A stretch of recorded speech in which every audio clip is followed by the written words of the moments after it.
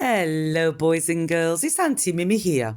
Today we've another Disney book, and it's called Minnie and the Lost Dog. Sounds fun, doesn't it? If you've not already subscribed to the channel, please do so now. Then sit back, get comfortable, and let's begin.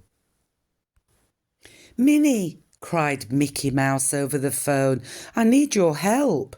What's the matter, Mickey? Minnie Mouse asked. I have to go to town in 10 minutes for a dentist's appointment, and Goofy promised to play with Pluto while I'm gone.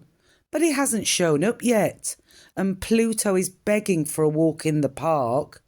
Can you come over? I'll be there in a jiffy, Minnie promised as she pulled on her coat. Minnie and Pluto were playing ball in the park when Daisy Duck arrived. Want to come shopping with me? Daisy asked Minnie. There's a super new shoe store on Petite Street. Sorry, but I can't, said Minnie. I promised Mickey I'd look after Pluto while he's at the dentist. He'll be away at least another half an hour. Daisy smiled. That's not very long, she said. I'll wait with you until he gets home. So the friends headed back to Mickey's house. Suddenly, Minnie and Daisy heard a shriek coming from outside. Help! Cried a neighbour. My cat is stuck in a tree. Before Minnie and Daisy could reply, the neighbour started dragging them away. Wait, Minnie cried. What about Pluto? You mean that dog? Said the neighbour. He can't come. Poor cat will be so terrified that she'll never come down. Minnie hesitated, but the neighbour needed them. We'll be right back, Minnie promised as she tied Pluto's lead to the trunk of a shady tree. She tested the knot, making sure it was tight enough. It took only a few minutes to get the cat down from her perch in the tree. But when Minnie and Daisy got back to Mickey's garden, they were met with a terrible surprise. Pluto was gone. But how? Minnie cried. He couldn't have unlocked the lead by himself. Daisy grabbed her friend's arm. Do you know what this means, Minnie? She said with a gulp. Pluto has been dog-napped. Minnie and Daisy searched the rest of the garden, then hurried up and down the street, questioning everyone they met. I just passed a dog, said an elderly man. He was with a short, stout, grumpy-looking fellow in a red hat. It must have been Pluto, Minnie cried. Which way did they go? The man pointed. Over that way, he said. Minnie and Daisy raced down the street. They almost ran right past a man in a red hat walking a bulldog. Daisy, wait, Minnie said, stopping to look again. The man was short and stout. He also looked rather grumpy, grunting and groaning as he tried to get his dog to move. The man saw Minnie staring at his dog. He's lazier than mud, he snapped, sounding as grumpy as he looked. If I didn't drag him out for a walk twice a day, he'd never move a muscle.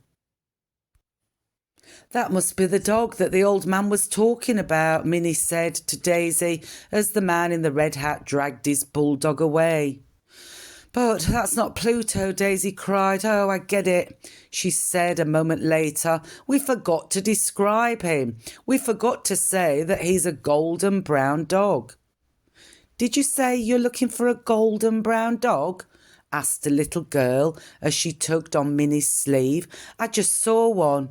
He's tied to the post box across from the park. Thanks a bunch, said Minnie. She and Daisy ran towards the park. This time it's got to be Pluto, Daisy cried. How many golden brown dogs could there be around here? Daisy and Minnie turned the corner and saw the post box. Minnie stopped short. I think I know the answer to that, she said. There are at least 2 golden brown dogs around here.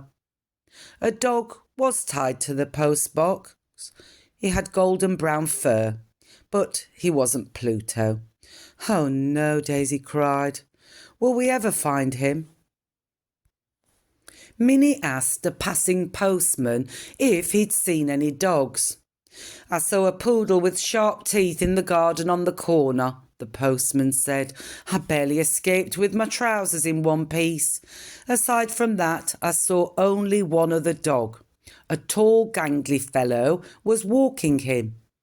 Was the dog about this high, with golden brown fur and a green collar? Daisy asked, raising her hand to Pluto's height. The postman nodded. That's right. The guy walking him had a big nose and big feet, and he was carrying a purple ball. A purple ball, Daisy exclaimed. The dog napper not only dog-napped Pluto, he stole his toy too. Minnie nodded thoughtfully. Which way were they walking, she asked. That way, the postman said, pointing towards the park. Minnie turned to Daisy. I think I know who took Pluto, she said. Come on, let's go. Daisy followed Minnie into the park. Sure enough, they soon spotted Pluto, safe and sound, and standing right next to him was Goofy. So I was right, said Minnie. Goofy was the dog napper. Goofy scratched his head and looked bewildered. Dog napper, he said. We thought someone had stolen Pluto from Mickey's garden. Minnie said as she gave Pluto a big hug. Gosh, Goofy said, sorry about that. When I saw my little pal tied to that tree, I figured Mickey left him there to wait for me. I promised to look after him, but my watch broke, so I was a little late. How did you figure out that Pluto was with Goofy, Daisy asked Minnie.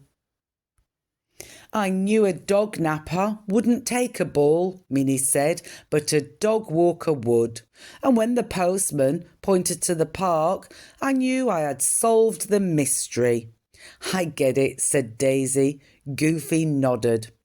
Pluto barked happily and Minnie laughed. I guess that's Pluto's way of saying that 3 dog walkers are better than 1. Daisy nodded. And definitely better than 1 dog napper. Well, that was a wonderful little book today, wasn't it, boys and girls? I do hope you enjoyed it as much as I did. As always, I want you to be kind to one another, look after one another, and try and have some fun every single day.